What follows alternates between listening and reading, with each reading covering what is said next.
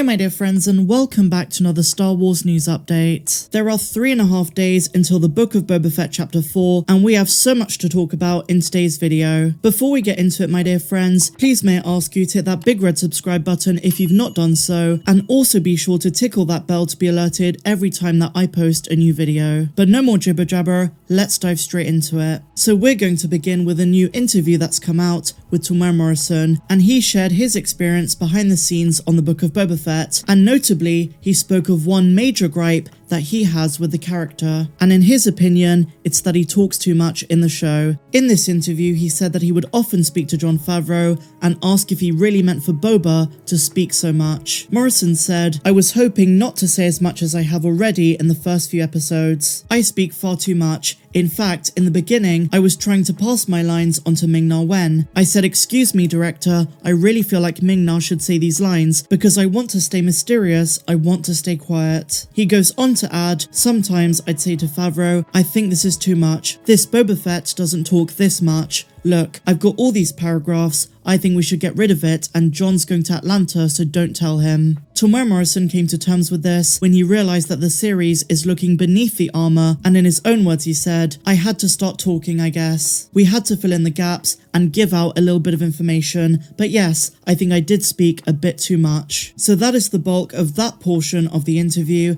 and I must say, Temuera Morrison is not the only person who's brought this up. Joe Johnston, who along with Ralph McQuarrie designed Boba Fett, has spoken out against the new portrayal of Boba. Notably, Johnston has a problem with Boba Fett removing his helmet all the time, and it seems like for both Temuera Morrison and Joe Johnston, the main issue is that the mystique surrounding the character has been removed. Now look, I understand that a lot of fans feel the same way, but personally, I disagree. I see things a bit differently. There is only so much mystery before you lose interest in a character, and I think Jon Favreau and Robert Rodriguez have done an incredible job of humanizing Boba, at least in these first 3 episodes. And of course last year in The Mandalorian Season 2, it all started when George Lucas gave Boba a backstory as a clone in episode 2, and then on, especially in the Clone Wars, Boba Fett was no longer just a bounty hunter in the eyes of fans. He had a personality and feelings, which the comics also did a great job of furthering, and that depiction of him not only introduced Boba Fett to a new generation of fans,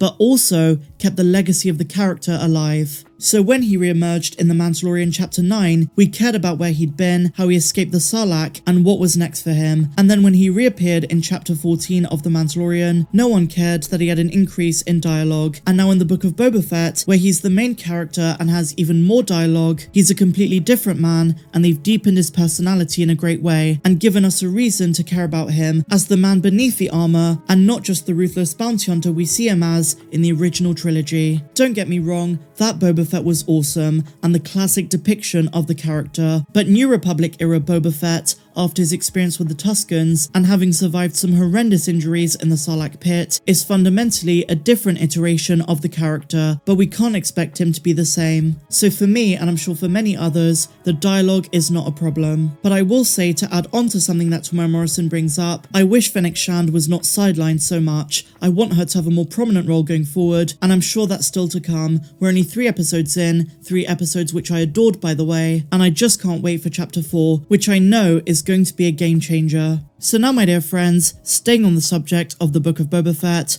let's talk about something that's been making the rounds over the last couple of days. Temuera Morrison has confirmed that Slave One is now officially Boba Fett's Firespray gunship in canon, and in a couple of episodes that are coming up, they're going to address it as such. Now while the Slave One is a Firespray 31 class patrol and attack craft, the name change is completely unnecessary, and understandably, fans and 2 of the Boba Fett actors are understandably pissed off. Given the legacy of Slave One in the Star Wars franchise, I'm very much against this canon name change, and it makes no sense. And as we know, this subject is nothing new. Around June of 2021, it came to light that Disney and Lucasfilm had done away with the name Slave One, with the iconic vessel piloted by both Jango and Boba Fett now being referred to in an official LEGO set as Boba Fett Starship. LEGO's Michael Lee Stockwell said, "We're not calling it Slave One anymore. This is Boba Fett Starship." It's probably not something which has been announced, but it is just something that Disney does not want to use anymore.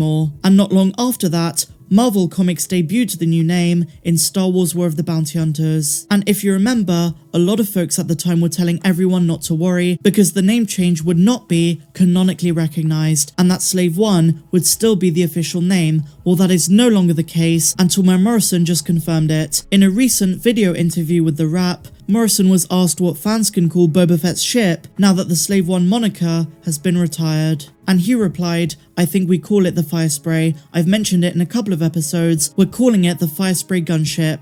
Now look, I think that if they wanted to avoid using the name Slave One in the series, just don't refer to it whatsoever, or call it Boba Fett's ship, or if Boba's the one talking, then my ship, or something like that. I get that it's a fire spray model, but Slave One is iconic, and we're dealing with something that wasn't created by Disney. This is George Lucas's legacy, and when you're dealing with a character who's been beloved for decades by fans, who has an entire fan club dedicated to him, when you mess with that legacy, of course you're going to get backlash, of course you're going to piss off many fans. I think it's safe to say that nobody had an issue with the name Slave One, and it only became a problem when Disney made it one. Various Boba Fett actors, including Mark Anthony Austin, have spoken out against the change, and I'm going to keep calling it Slave One going forward. You might see this as a minor problem, or maybe even something of a nothing burger, but it does matter. It's the name of one of the most iconic ships in Star Wars. Imagine if tomorrow they changed the name of the Millennium Falcon. I'm sure fans would have a lot to say. And so finally, my dear friends, Ming-Na Wen and Temuera Morrison have defended the street bike gang, which struck a nerve for a lot of fans. Personally, I just thought the chase sequence was a bit slow, but I had no issue with the new characters